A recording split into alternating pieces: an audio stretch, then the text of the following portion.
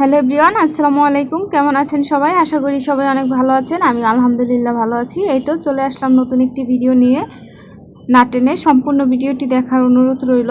আশা করি ভিডিওটি আপনাদের কাছে অনেক ভালো লাগবে। এই তো সকাল সকাল আমি চলে আসলাম আমার বেডটাকে একটু গুছিয়ে নিতে। আমি বেডশিটটা চেঞ্জ করে নিয়েছি, যেহেতু অনেক দিন হয়ে গেছে, ময়লা হয়ে গিয়েছে। এই জন্য আগের বেডশিটটা উঠিয়ে চেঞ্জ করে তারপর আবার আরেকটা বিছিয়ে দিলাম। এই তো আমি আমার বেডটাকে ভালোভাবে গুছিয়ে নিলাম। এরপরে এই তো আমি আমার ড্রেসিং টেবিলটাকে একটু গুছাবো। আমি দীর্ঘদিন বাড়িতে থাকার কারণে গ্রামের বাড়িতে গিয়েছিলাম, তো আসতে আসতে তো অনেক লেট হয়ে গিয়েছে। এর ফাঁকে অনেক ধুলোবালি জমে গিয়েছে। তো এগুলো সব নামিয়ে আমি পরিষ্কার করে নিলাম। পরিষ্কার করে ভালো করে মুছে তারপরে আবার আমার সব কসমেটিক্স আইটেম সব কিছু এক এক করে গুছিয়ে রাখতেছি। তো আমার এই তো বিয়ের 5 বছর পূর্ণ হলো। এই 5 বছরে কিন্তু আমার অনেক অনেক কসমেটিক্স ছিল, কিন্তু সব আমার মেয়ে একদম নষ্ট করে ফেলেছে। যাদের ঘরে বাচ্চা আছে তারাই একমাত্র বুঝবে। আর আমার বাচ্চা যেহেতু মেয়ে বাচ্চা, তো ও বেশি সাজুগুজু করতে পছন্দ করে। ও সবসময় একদম ড্রেসিং টেবিলের সামনে দাঁড়িয়ে থাকে, প্রতিদিন সাজুগুজু করবে। এই যে আমার মেকআপ বক্স থেকে শুরু করে সব কিছুই একদম ও নষ্ট করে ফেলছে। মানে লিপস্টিক মনে হয় 7-8টা নষ্ট করে ফেলছে। তারপরে কাজল থেকে শুরু করে অনেক কিছু, ওর জন্য কিছুই শান্তি পাইনি। তো নষ্ট করতে করতে যেগুলো প্রয়োজনীয় কিছু জিনিস থেকে গেছে। তো এই তো আর কি, যা প্রয়োজনীয় তাই শেষ হয়ে গেল। আবার একটু কিনি ও নষ্ট করার পরেও। অনেক চুড়ি ছিল আমার, যেহেতু মেয়ে মানুষ আমি, বুঝেন। তো মেয়ে মানুষ বলতেই অনেক চুড়ি থাকবে, অনেক কিছু থাকবে, কিন্তু সব আমার মেয়ে হাতে দিত, দিয়ে একদম ভেঙে তারপরে নষ্ট করে ফেলতো। তো এই তো কী আর করার, যা আছে তাই নিয়ে আমার ড্রেসিং টেবিলটাকে আমি একটু গুছিয়ে নিলাম। আর কিনবো না আপাতত কিছু। আমার মেয়ে বড় হলে ইনশাআল্লাহ আমি ড্রেসিং টেবিলটাও চেঞ্জ করব, আর সাথে আমার শখের সব কিছুই কিনবো। তো এই তো তারপরে ড্রেসিং টেবিলের যে আয়নাটার ভিতরে যে থাকগুলো আছে ওগুলোতে আমি আবার প্রয়োজনীয় কিছু জিনিস রেখে দিলাম। এটা ডাক্তারের ফাইল আমার মেয়ের। ও অ্যালার্জির অনেক সমস্যা আছে আমার মেয়ের, তো এই জন্য ডক্টর দেখাই। তো আবার 3 মাস পরে ডক্টর যেতে বলেছে, এই জন্য রিপোর্টগুলো রেখে দিয়েছি। এরপরে এই তো টিস্যুর বক্স থেকে শুরু করে সব কিছুই এখানে রেখে দেই, কারণ আমার মেয়ে টিস্যু পেলে সবগুলো টেনে টেনে নিয়ে একদম শেষ করে ফেলে। প্রথম এইভাবে লুকিয়ে রাখতাম না, এখন দেখি না সব কিছু ফেলে দেয়। এই জন্য ভাবলাম যে না, ওর কাছ থেকে দূরে সরিয়ে রাখাই ভালো।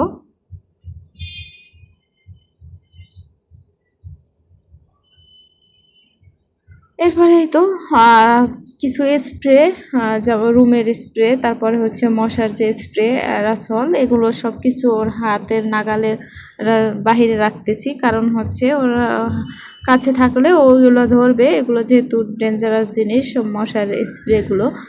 আর সব কিছু মানে টুকটাক জিনিস এটার ভিতরে রেখে দিই, যেগুলো ধরলে নষ্ট হয়ে যাবে সেগুলোই।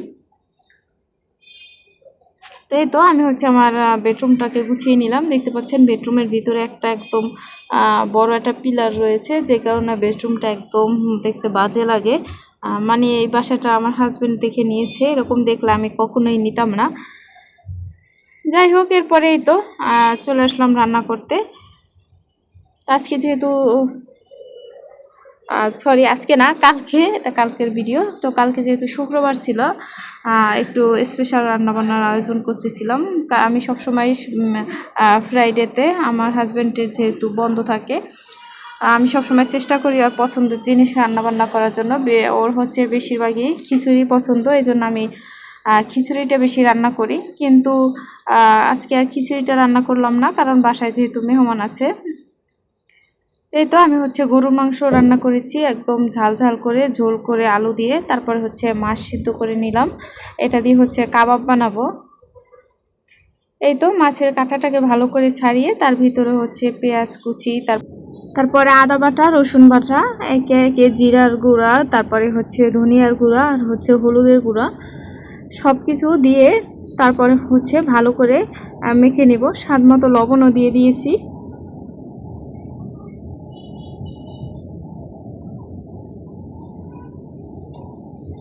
তো এই তো এটাকে হচ্ছে একদম ভালো করে মেখে নিতে হবে, তাহলে অনেক টেস্ট হবে কাবাবটা। তো এই তো তারপরে চুলায় একটা কড়াই বসিয়ে দিয়ে কড়াইতে একটু তেল দিয়ে দিলাম। তেলটা গরম হয়ে যাওয়ার পরে কাবাবগুলো একে একে সবগুলো দিয়ে দিলাম। এরপরে হচ্ছে উল্টে পাল্টে ভালো করে লাল লাল করে একদম কাবাবগুলো ভেজে নিব। আমি যেহেতু মাংসের আইটেম বেশি করেছি, এই জন্য আমি হচ্ছে মাছ দিয়ে হচ্ছে কাবাবটা বানিয়ে নিলাম।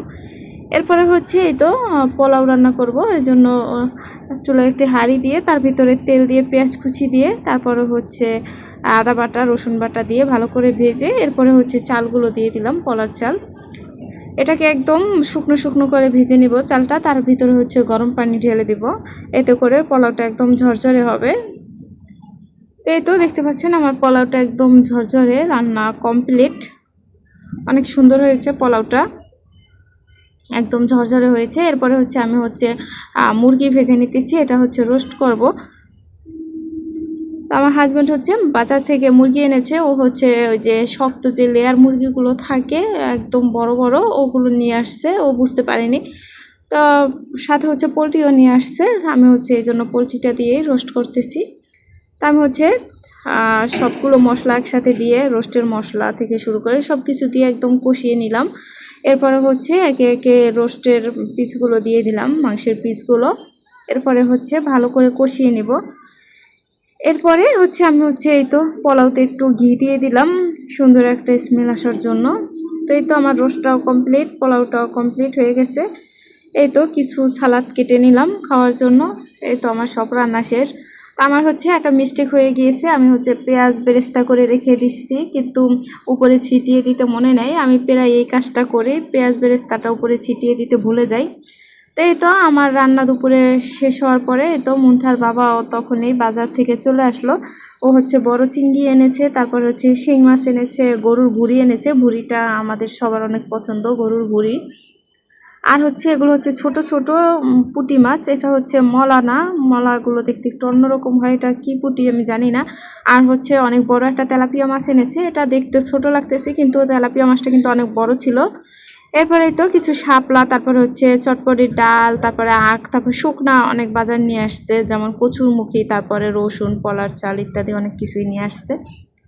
এরপরে তো সন্ধ্যাবেলা আমি হচ্ছে একটু পাস্তা রান্না করব, এই জন্য পাস্তাটা সিদ্ধ বসিয়ে দিলাম।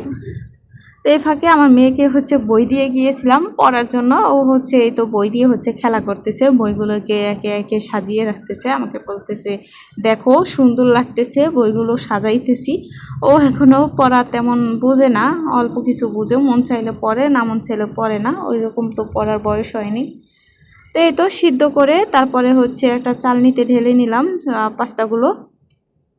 এরপরে হচ্ছে এই তো চুলায় একটা কড়াই বসিয়ে দিয়ে তারপরে হচ্ছে তেল দিয়ে পেঁয়াজটাকে ভালো করে ভেজে তারপরে কাঁচামরিচ দিয়েছি, এরপরে হচ্ছে একটা ডিম ভেঙে দিয়েছি পাস্তাটা রান্না করার জন্য। আমি বেশিরভাগ টাইমেই পাস্তা রান্না করি হচ্ছে চিকেন দিয়ে। আজকে হচ্ছে চিকেন যেহেতু বরফ হয়ে আছে, আবার নামাবো সময় লাগবে, এই জন্য হচ্ছে ডিম দিয়ে রান্না করলাম। দেখলাম অনেক ভালোই লাগলো ডিম দিয়ে রান্না করার পরেও। এই তো আমি হচ্ছে উপর থেকে মশলাটা ছিটিয়ে দিলাম। তো প্রথমে একটা মশলা দিয়ে ভালো করে নেড়ে চেড়ে আবার শেষে একটা মশলা অ্যাড করব। এরপর হচ্ছে এই তো টমেটো সস দিয়ে দিলাম। পাস্তার ভিতরে টমেটো সস দিলে কিন্তু অনেক বেশি মজা হয় পাস্তাটা। আবার অতিরিক্তও দেই না, তাহলে একটু মিষ্টি মিষ্টি হয়ে যায়। তারপরে এই তো উপর থেকে আবার একটু আরেকটা মশলা ছিঁড়ে তারপরে ছিটিয়ে দিলাম, এতে করে শেষে একটা মশলা অ্যাড করলে আরও বেশি মজা লাগে। তা আমি হচ্ছে পাস্তার ভিতরে শুধু একটা না দুটো মরিচ দিয়েছি যেন ঝাল না হয়, কারণ আমার মেয়ে খাবে। এরপরেই তো আমি হচ্ছে আমারটা বেড়ে নিয়ে আমারটার ভিতরে এক্সট্রা করে আবার কাঁচামরিচ কুচি দিলাম, কারণ ঝাল না হলে কোনো কিছু আমার কাছে ভালো লাগে না। এরপরেই তো রাতে হচ্ছে আমার হাজব্যান্ডের, আমাদের সবারই দাওয়াত ছিল একটা বার্থডে প্রোগ্রামের। তো আমি যাইনি, আমার মেয়েও যায়নি, আমার হাজব্যান্ড গিয়েছিল। তো ওকে হচ্ছে খাবার দিয়ে দিল, কেক, তারপরে সব কিছু দিয়ে দিয়েছে। আমার বাসায় যেহেতু গেস্ট আছে এই জন্য আমি যাইনি। তো এই তো আমার আর আমার মেয়ের জন্য এগুলো দিয়ে দিল। তো আজকের ভিডিওটা এই পর্যন্তই, সবাই ভালো থাকবেন, আল্লাহ হাফেজ।